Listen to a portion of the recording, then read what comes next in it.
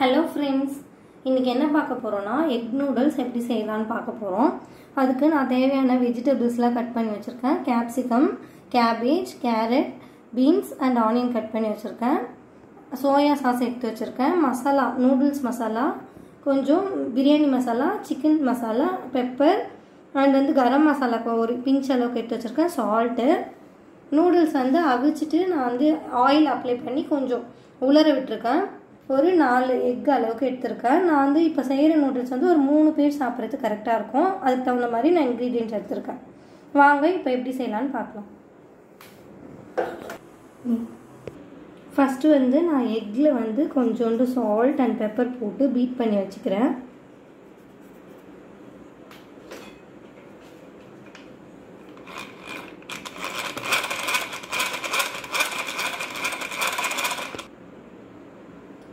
இப்போ அடுப்பில் வானல் வச்சுட்டு கொஞ்சமாக ஆயில் அப்ளை பண்ணிக்கிறேன். ஆயிலில் இந்த எக்கை ஃபஸ்ட்டு நம்ம ஃப்ரை பண்ணி எடுத்துக்கலாம்.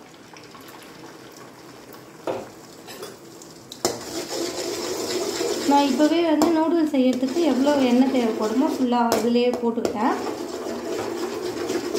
இந்த எக் ஓரளவுக்கு நல்லா பீட் ஆனதுக்கப்புறம்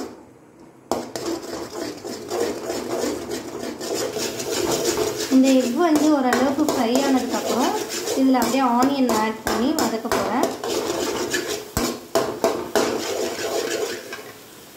இப்போது இதில் ஆனியன் ஃபஸ்ட்டு நான் ஆட் பண்ணிக்கிறேன்.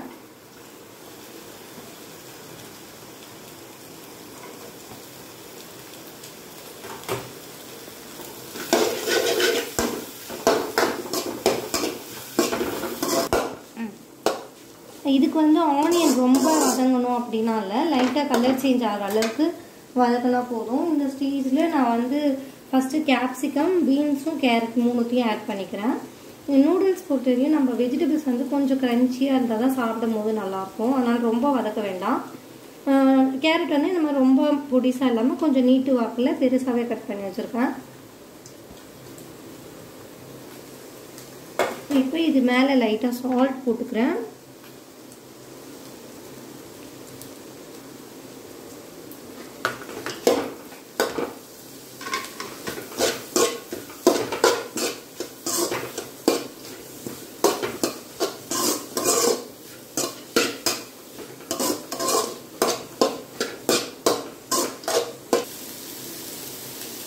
இந்த கேப்சிகம் லைட்டாக கலர் சேஞ்ச் ஆகிற அளவுக்கு நல்லா ஃப்ரை பண்ணிவிட்டு அதில் நான் இப்போ கேபேஜ் ஆட் பண்ணிக்கிறேன். இதில் நான் எல்லாமே நீட்டு வாக்கிலே கட் பண்ணி வச்சுருக்கேன். அப்போ தான் நூடுல்ஸ்க்கு பார்க்க நல்லாயிருக்கும். இப்போது கேபேஜ் ஆட் பண்ணிவிட்டு இதையும் நல்லா கலந்து விட்டுடலாம். இதையும் நல்லா வதக்கணும். ரொம்ப வதக்க வேண்டாம். லைட்டாக அந்த வெஜிடபிள்ஸ் கூட மிக்ஸ் பண்ணிவிட்டு லைட்டாக அந்த கேபேஜ் வேகிற அளவுக்கு வதக்கினா போதும். இந்த கேபேஜ் மேலே நான் கொஞ்சமாக சால்ட் ஆட் பண்ணிக்கிறேன். நான் சால்ட் ஒரேடியாக ஆட் பண்ணாமல் நான் அப்பப்போ ஒவ்வொரு வெஜிடபிள்ஸ் மேலேயும் கொஞ்சம் கொஞ்சமாக ஆட் பண்ணுறேன். அப்போ தான் கொஞ்சம் எல்லாத்துலேயும் ஈவனாக அது சால்ட் ஸ்ப்ரெட் ஆகும். அதுக்காக அப்புறம் சால்ட் போட்டு வதக்கும் போது இன்னும் கொஞ்சம் சீக்கிரமாக அந்த வெஜிடபிள்ஸ்லாம் வதங்கும். அதுக்காக நான் சால்ட் ஆட் பண்ணி அப்படியே வதக்கிட்டுக்கிறேன். இப்போ கோஸ் நல்லா வதங்கிடுச்சு. இந்த ஸ்டேஜில் நான் வச்சுருக்க நூடுல்ஸை அப்படியே கொஞ்சம் கொஞ்சமாக நான் கிளறி விட்டு ஆட் பண்ணிக்கிறேன்.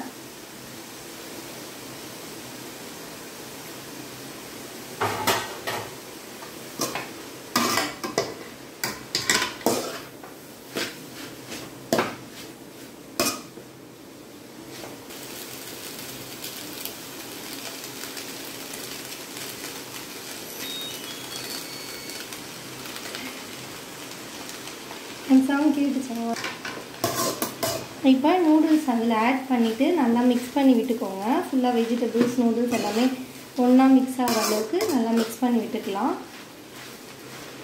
நான் நூடுல்ஸ் வேக வைக்கும் போதே லைட்டாக சால்ட்டும் அண்ட் ஆயிலும் அப்ளை பண்ணிவிட்டு தான் அந்த நூடுல்ஸை வேக வச்சேன். அப்போ தான் அது நல்லா பொலன்னு வரும் அப்படின்ட்டு. அதுக்கப்புறம் வடிச்சிட்டு திரும்பவும் நான் 1 ஸ்பூன் ஆயில் ஊற்றி அதை ஸ்ப்ரெட் பண்ணி விட்டுருந்தேன். இப்போ நல்லா இது கூட மிக்ஸ் பண்ணதுக்கப்புறம் மசாலாஸ்லாம் ஆட் பண்ணிக்கலாம்.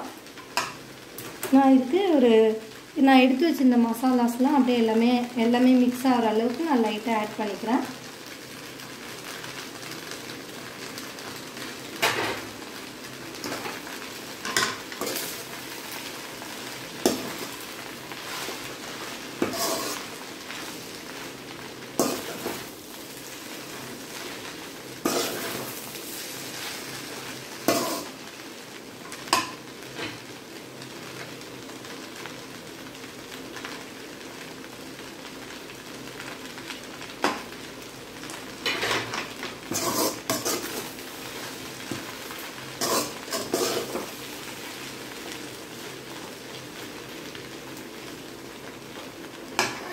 இது கூடவே நான் எடுத்து வச்சுருக்க சோயா சாஸ் ஆட் பண்ணிக்கிறேன்.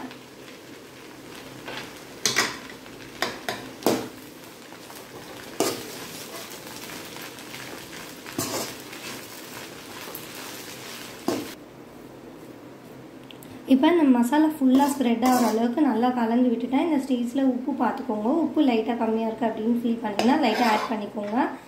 அண்ட் இதுக்கு மேலே லைட்டாக கொரியண்டர் லீஃப் போட்டு ஸ்டவ் ஆஃப் பண்ணிடலாம். அவ்வளோதான், சூப்பரான சுவையான எக் நூடுல்ஸ் ரெடி. வீட்டில் ட்ரை பண்ணிவிட்டு மறக்காமல் எப்படி இருந்துச்சுன்னு கமெண்ட் பாக்ஸில் கமெண்ட் பண்ணுங்கள். இந்த சேனல் பிடிச்சிருந்தால் லைக் பண்ணுங்கள், ஷேர் பண்ணுங்கள், சப்ஸ்கிரைப் பண்ணுங்கள். தேங்க்ஸ் ஃபார் வாட்சிங்.